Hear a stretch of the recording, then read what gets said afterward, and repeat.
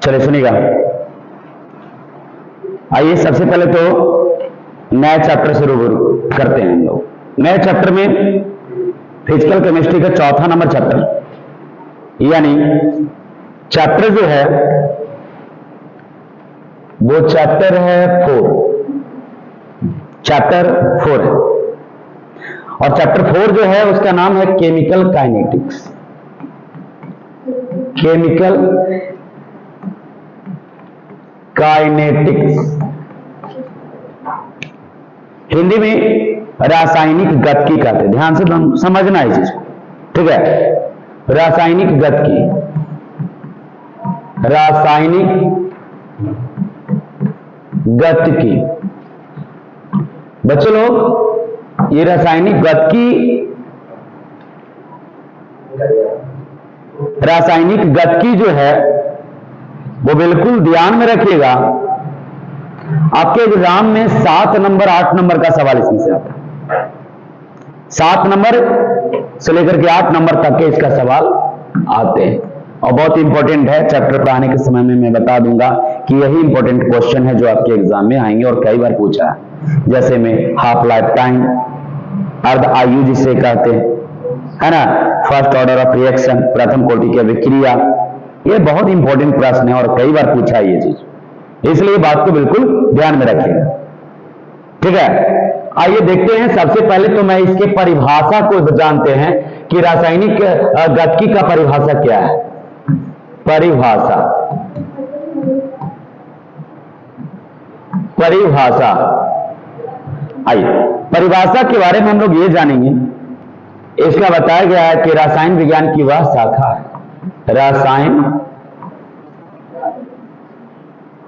विज्ञान की वह शाखा है जिसमें रासायनिक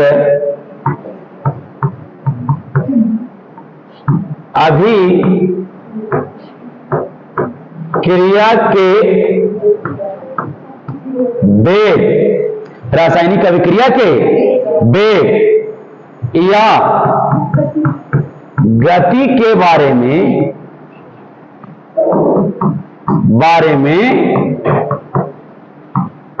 अध्ययन किया जाता है, उसे देखिए रासायनिक गतिकी कहते हैं। रासायनिक गतिकी कहते हैं, है ना, रासायनिक गतिकी कहते हैं। तो रासायनिक गतिकी का ये डिफिनेशन क्लियर हो गया, है ना। रासायनिक गतिकी के डिफिनेशन क्लियर हो गया आपको। यहां ये बात समझ में आ गया कि रासायनिक गतिकी कहते किसको है। आइए इसके एग्जाम्पल को सीखते हैं हम लोग। एक एग्जाम्पल आप बिल्कुल ध्यान में रखिएगा। इसके एग्जाम्पल में बताया गया है, एग्जाम्पल है, हमने एक हाइड्रोजन गैस लिए, हम केवल रासायनिक अभिक्रिया कैसे, मतलब उसमें रासायनिक अभिक्रिया के वेग और गति होता है, बढ़ता और घटता है, इसके बारे में डिस्कशन कर रहे हैं। आइए देखते हैं। सबसे पहले बच्चों लोग, हमारे पास याद रखें कि हाइड्रोजन गैस है और क्लोरीन गैस है। हम हाइड्रोजन गैस को क्लोरीन गैस के साथ रख दिए हैं, साथ कहां रखें, एक अंधेरे कमरे में रखें, अंधेरे कमरे में रखें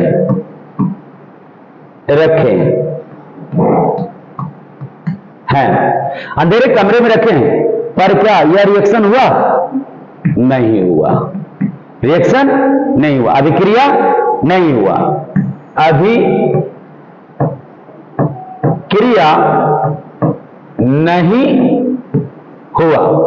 नहीं हुआ जी। अर्थात कहने का मतलब इसमें अभिक्रिया तो होगा पर बहुत दिन के बाद होगा, यानी अभिक्रिया होने में अधिक समय लग सकता है। अभिक्रिया होने में अधिक समय लगता है। बच्चे याद रखेंगे, बिल्कुल ध्यान में रखिएगा इस चीज को कि अभिक्रिया होने में अधिक समय लगेगा, इस अभिक्रिया को अंधेरे कमरे में होने में, यानी कि इसका जो है रासायनिक अभिक्रिया का वेग बहुत धीमा है। यहां लिख सकते हैं इस चीज को कि रासायनिक अभिक्रिया अंधेरे कमरे में करने से, अंधेरे कमरे में करने से रासायनिक अभिक्रिया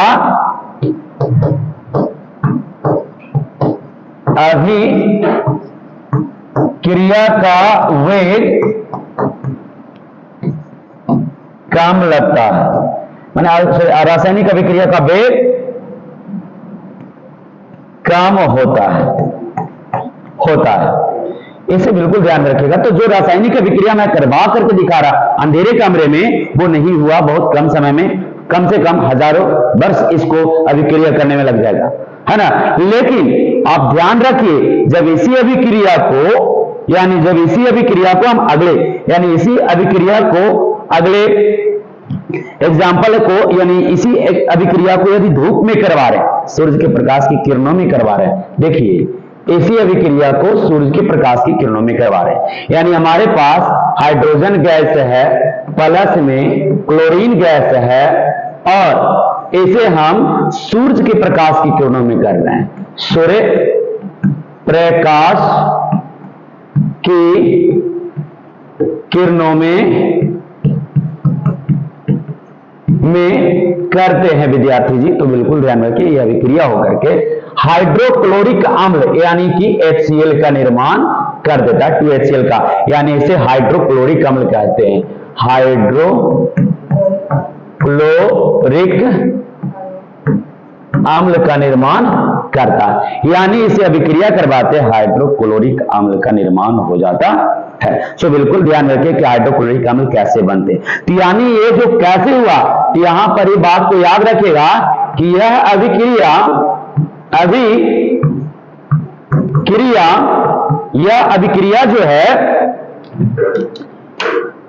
अभिक्रिया जो है वो बिल्कुल ध्यान में रखिएगा, यह जो अभिक्रिया है वो अभिक्रिया तीव्र गति से हुआ, यानी यह अभिक्रिया का वेग तीव्र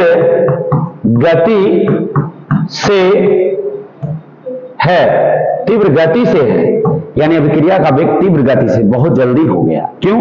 क्योंकि इसमें जैसे सूर्य के प्रकाश की किरण लगा तो वो रिएक्शन तुरंत कर दिया। इसी के बारे में जब हम अध्ययन करते हैं तो उसको रासायनिक गतिकी कहते हैं, केमिकल काइनेटिक्स कहते हैं। यानी यहां लिख देना चाहते हैं कि यह या फिर इसमें रासायनिक अभिक्रिया के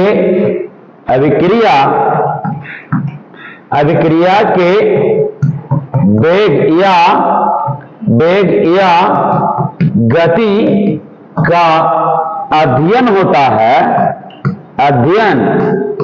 है उसे रासायनिक गतिकी कहते हैं। तो प्यारे बच्चों, आप ये बात को बिल्कुल ध्यान में एकदम यहां सीख गए हैं, है ना। यहां पे बिल्कुल समझ गए हैं कि इसमें रासायनिक अभिक्रिया के वेग या गति का अध्ययन होता है, उसे रासायनिक गतिकी कहते हैं, रासायनिक गतिकी कहा जाता है। बिल्कुल इस बात को ध्यान में रखिए, रासायनिक गतिकी किसको कहते हैं, है ना। देखिए अब अगला इस बात को ध्यान में रखिए कि जो आगे का जो पॉइंट है ना, अब यहां क्लियर करने वाले कि रासायनिक गतिकी यानी रासायनिक वेग या गति को प्रभावित कौन करता है। याद रखना,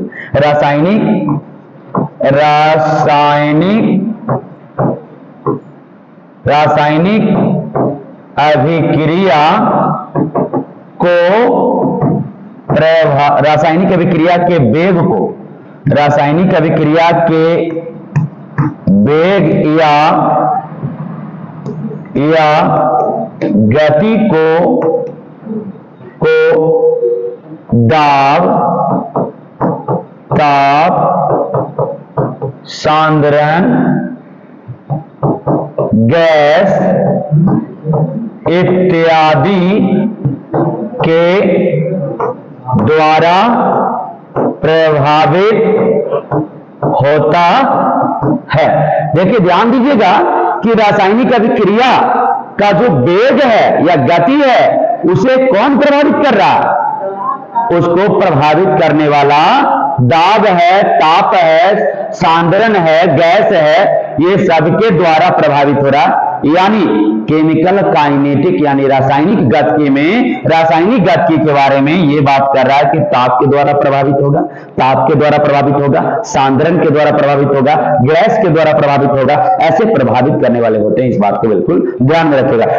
क्लियर हो गया यहां तक? चलिए अगले हम पॉइंट के अंदर में चलते हैं और इसको याद रखिएगा। ठीक है, यहां पर सबसे पहले हम लोग सीखेंगे रासायनिक गतिकी में रासायनिक अभिक्रिया के बारे में कि रासायनिक अभिक्रिया क्या है। यानी ये पहला पॉइंट, ये बात दिमाग में रख लेना है कि रासायनिक अभिक्रिया, रासायनिक अभिक्रिया है ना, कौन सी? रासायनिक अभिक्रिया, बिल्कुल ध्यान में रखिएगा, रासायनिक अभिक्रिया है ना, रासायनिक अभिक्रिया, इसको बिल्कुल ध्यान में रखिएगा। रासायनिक अभिक्रिया क्या है? आइए देखना चाहते हैं कि रासायनिक अभिक्रिया किसको कहते हैं, इसको समझना है कि रासायनिक अभिक्रिया किसे कहते हैं। इंग्लिश में जाने तो विद्यार्थी जी ये बोलेंगे ना, chemical reaction, chemical reaction, chemical reaction कहते हैं, यानी रासायनिक अभिक्रिया कहते हैं किसको? आपने कहीं ना कहीं पढ़ा होगा, और नहीं तो इस वीडियो के माध्यम से आप पढ़ सकते हो और सीख सकते हो, समझ सकते हो। प्लीज इस बात को बिल्कुल गौर से सुनिए और चैनल को सब्सक्राइब करना ना भूलें। बिल्कुल सब्सक्राइब करें और अपने दोस्तों के पास शेयर जरूर करें, है ना। देखते हैं फिर से रासायनिक अभिक्रिया किसको कहा जाता है, इसके डेफिनेशन को। बच्चों लोग याद है ना, मैं दो पदार्थ, रासायनिक पदार्थ को आपस में मिलाने वाले हैं, दो रासायनिक पदार्थ को या दो रासायनिक तत्वों को आपस में मिलाने वाले हैं और उससे एक नए भिन्न गुण वाले पदार्थ का निर्माण करेंगे, उसे रासायनिक अभिक्रिया कहते हैं। जैसे में यहाँ पे एग्जाम्पल पहले देख लीजिए, हमारे पास हाइड्रोजन गैस है, मेरे पास हाइड्रोजन गैस है, ठीक है, और हम प्राकृतिक से ऑक्सीजन गैस लेकर के चले आए, अब दोनों को मिला दिए। आपको पता होना चाहिए यहाँ पे कि हाइड्रोजन गैस को ऑक्सीजन के साथ मिलाते हैं तो बनता है जल, यानी कि H2O। आपको पता है कि ये एक गैस है ना, और ये भी एक गैस है, ये गैस का गुण रख रहा है, ये दोनों के दोनों गैसीय गुण है इसमें, है ना। गुण की बात करें तो कैसा गुण है? गैसीय गुण है, गैसीय गुण है, गैसीय गुण है, इसको याद रखिएगा।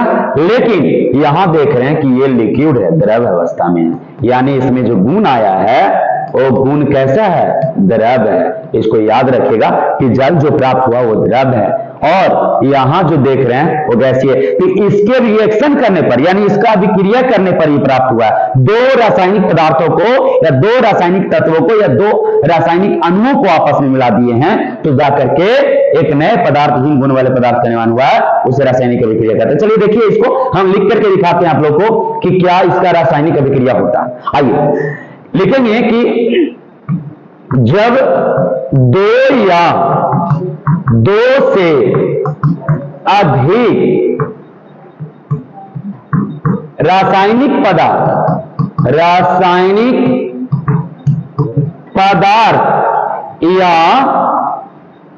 पदार्थ या तत्व को आपस में मिलाया जाता है और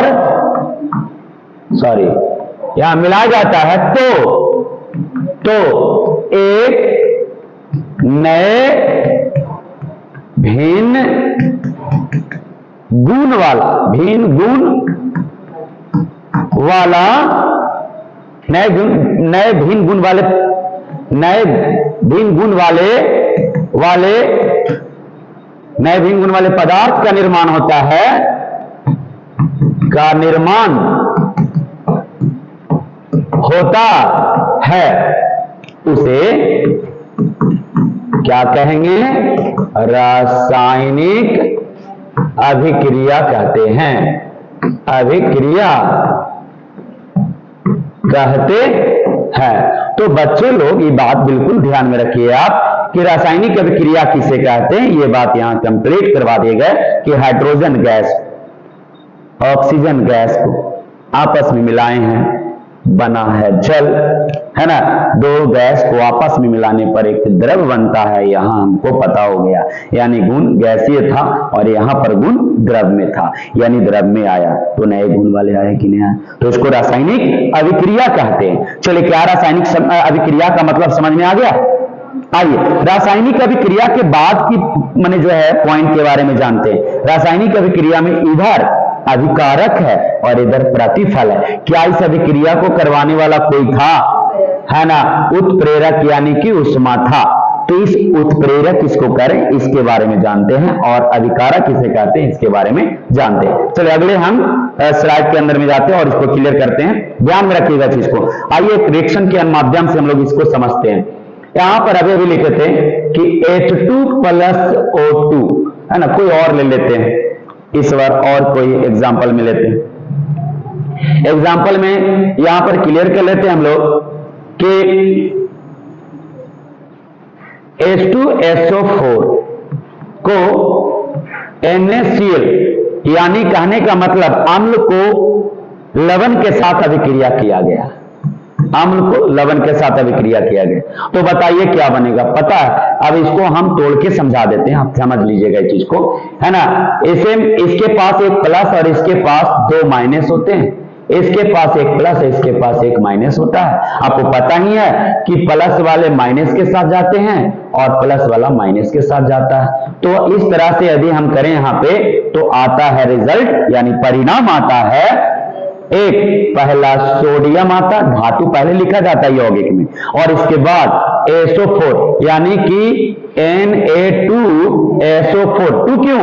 क्योंकि दो माइनस था इसलिए। अब प्लस में H और Cl यानी HCl, यानी सोडियम सल्फेट और हाइड्रोक्लोरिक अम्ल का निर्माण यहां पर होता है। तो इस रिएक्शन में आपने ये बात को देखा। चलिए इसको मैंने आपको यहां पर समझाने के लिए बताया था, आप क्लियर कर लीजिए। अब यहां पर देखिए, इसे कहते हम, रिएक्शन हुआ था क्या? तो उष्मा की उपस्थिति में हो रहा था।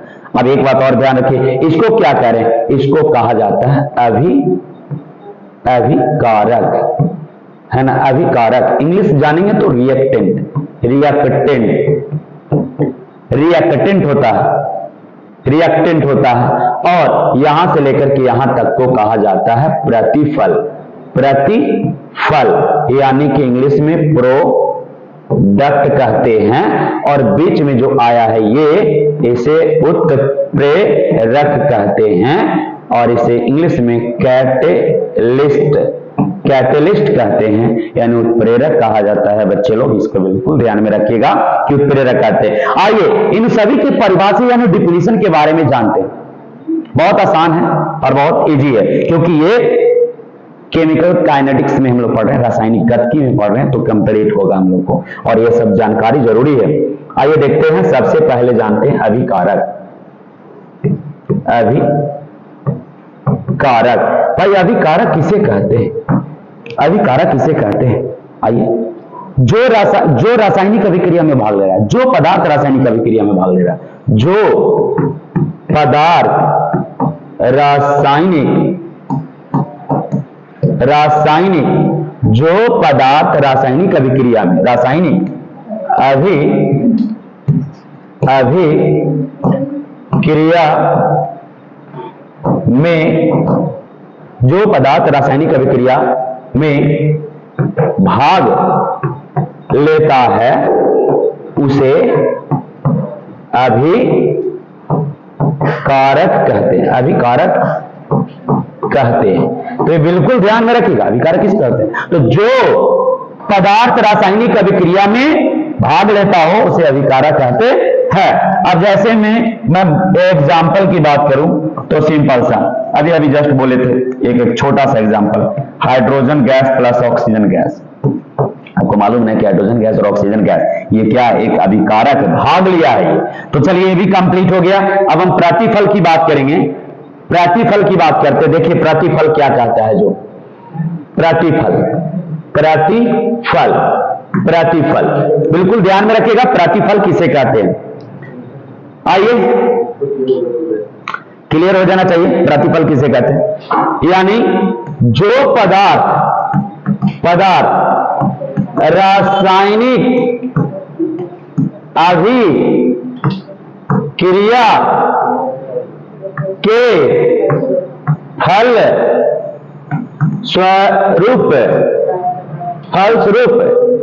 फलस्वरूप नए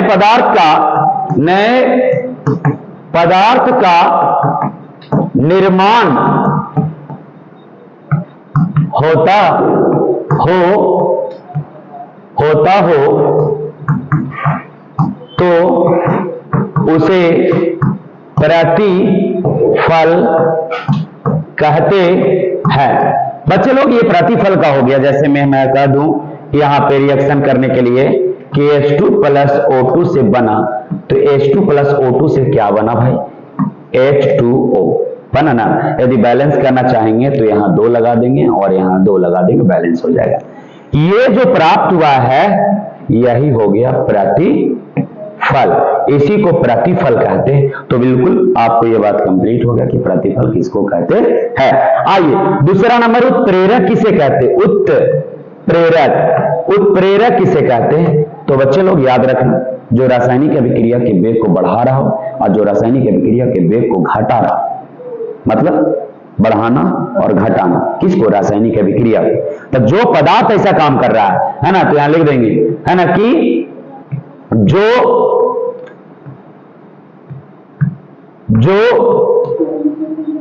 पदार्थ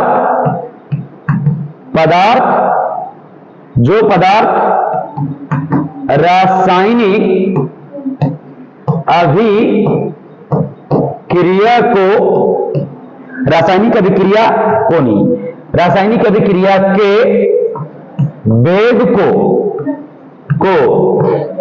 बढ़ाता हो या घटाता हो उसे उत्प्रेरक कहते हैं। चलिए ये भी बात समझ में आ रही है। इसके एग्जाम्पल की बात करते हैं। तो इसका एग्जाम्पल देखिए, आप मान लिया एक पानी ले लिए भाई या चीनी ले लिए। पानी और चीनी को यदि जल्दी से गर्म कर, माने जल्दी से उसको घोलना है, तो एक काम करेंगे, हीट पे ले जाएंगे और रख देंगे, उष्मा पर ले जाएंगे रख देंगे, ताप पे ले जाएंगे रख देंगे, और इसके बाद देखिए तुरंत घुल जाएगा। यानी ताप देने पर रिएक्शन जल्दी होता है, अभिक्रिया जल्दी होता है, नहीं होता है? आप मान लिया जाए कि चीनी को, पानी को ताप में नहीं रखना चाहते हैं और ऐसा ही घोल लेना चाहते हैं, तो आप गिलास में पानी को डाल के, चीनी को डाल करके चम्मच से जोर से खुलाते हैं, यानी प्रेशर डालते हैं उसमें, यानी तो बंद कर देते हैं और जोर से ऐसे हिलाते हैं, यानी उसमें प्रेशर लगता है तो वो घुल जाता है, रिएक्शन जल्दी हो जाते हैं, है ना। नमक को पानी में घुला रहे हैं और आप घुलाने के समय में एक बोतल में डाल के और हिला देते हैं तो जल्द घुल जाता है, क्योंकि उसमें प्रेशर लगता है। यानी कि दाब भी क्या कर रहा है, उत्प्रेरक का काम कर रहा है ना। ताप, दाब, सांद्रण भी इसका जो है एग्जाम्पल है। इसके अलावा गैस है ना, इसके अलावा ठोस है, इसके अलावा द्रव है, ये सब आते हैं इस उत्प्रेरक के एग्जाम्पल के अंतर्गत। ऐसे तो और भी है, जैसे में निकेल भी काम करता है, लोहा भी काम करता है, ये सब उत्प्रेरक के रूप में। एक अलावा एंजाइम भी काम करता है जी, है ना। इधर एंजाइम भी काम करता है ना। क्या करता है, एंजाइम भी करता है ना, एंजाइम भी करता है।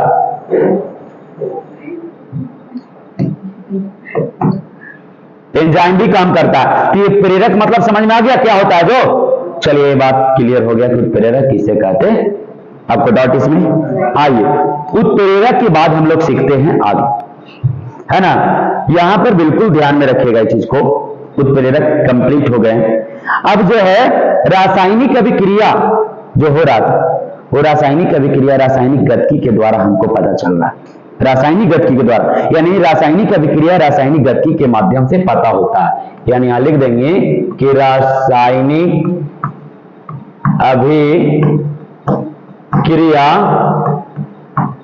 रासायनिक गतिकी से, रासायनिक गतिकी के से पता होता है, पता होता है। रासायनिक अभिक्रिया रासायनिक गतिकी से पता होता है कि किस प्रकार से अभिक्रिया हो रहा है। इसके आधार पर ही यहां हमने रासायनिक अभिक्रिया को रासायनिक गतिकी के आधार पर 3 भाग में बांटे हैं। यहां लिख देंगे कि रासायनिक अभिक्रिया को 3 भाग, रासायनिक अभिक्रिया को रासायनिक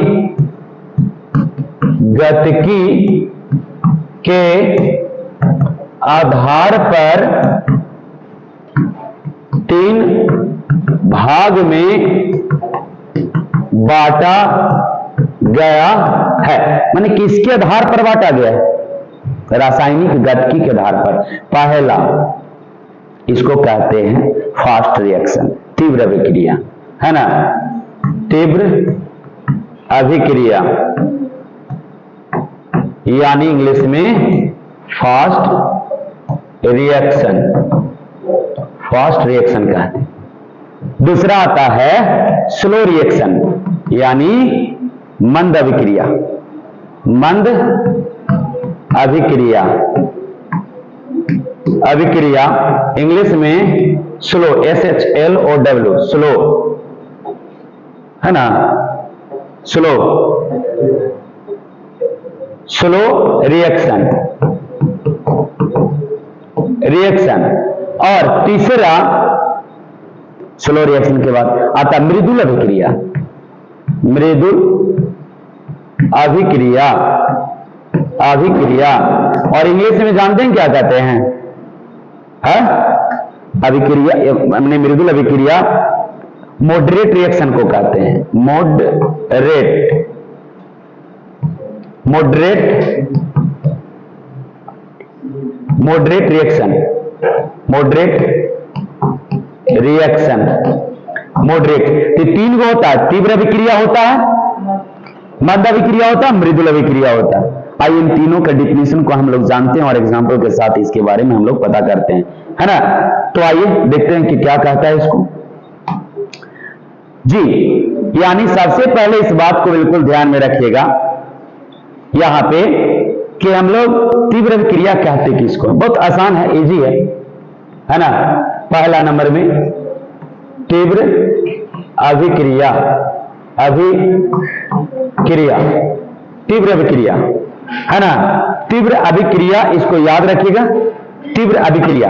तो इस तीव्र अभिक्रिया को डिफाइंड किया गया, अरे बउआ डिफाइंड किया गया है, इस बात को बिल्कुल ध्यान में रखना।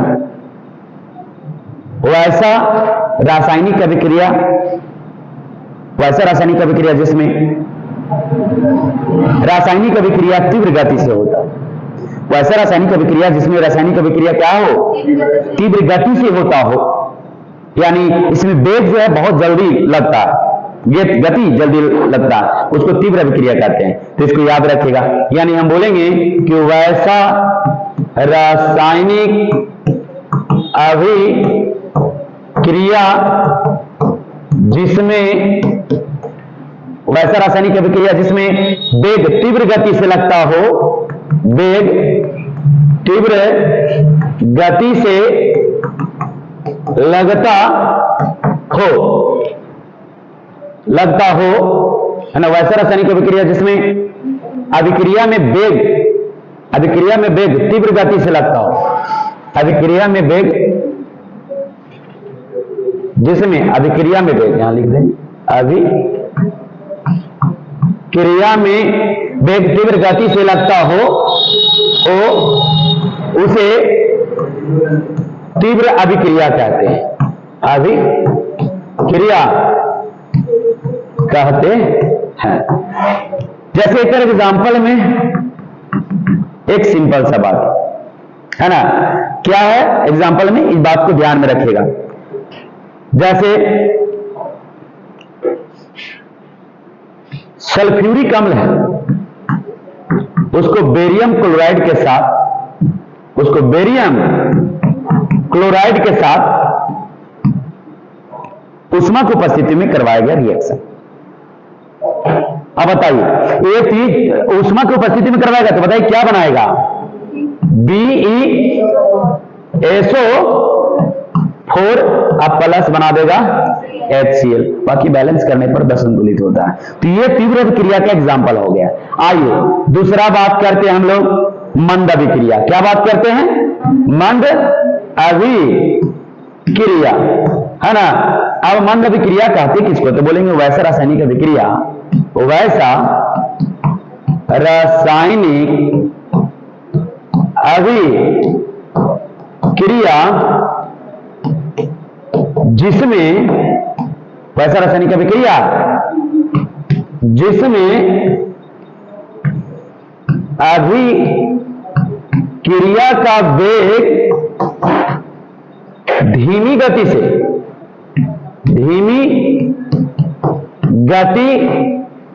से लगता हो उसे क्या कहते हैं बच्चे लोग? बताइए। मंद अभिक्रिया कहते हैं। यानी एग्जाम्पल में क्या होगा तुम लोग बताओ? लोहे में जंग का लगना। बताइए, लोहा क्या एक दिन में जंग लग जाता है? नहीं ना, उसको छोड़ देते हैं और धीरे धीरे वो रिएक्शन करके जंग लग जाता है। यानी लिखेंगे यहां एग्जाम्पल में, लोहे Fe में जंग का लगना, लोहे में जंग का लगना, ये हो गया आपको मंद अभिक्रिया। आइए इसके बाद हम लोग एक लास्ट पढ़ने वाले हैं, वो है मृदुल अभिक्रिया, है ना। मृदुल अभिक्रिया, मृदुल अभिक्रिया, ये तीसरा नंबर है, इसको याद रखिएगा। मृदुल अभिक्रिया किसको कहते हैं? तो फिर बोलेंगे वही कि वैसा रासायनिक अभिक्रिया,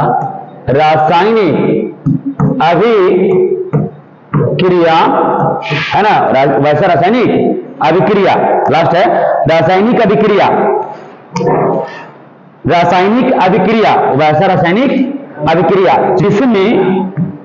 जिसमें है ना, वैसा रासायनिक अभिक्रिया जिसमें अभिक्रिया का वेग न ज्यादा और न ही कम, यानी जिसमें अभिक्रिया का वेग न अधिक तथा न कम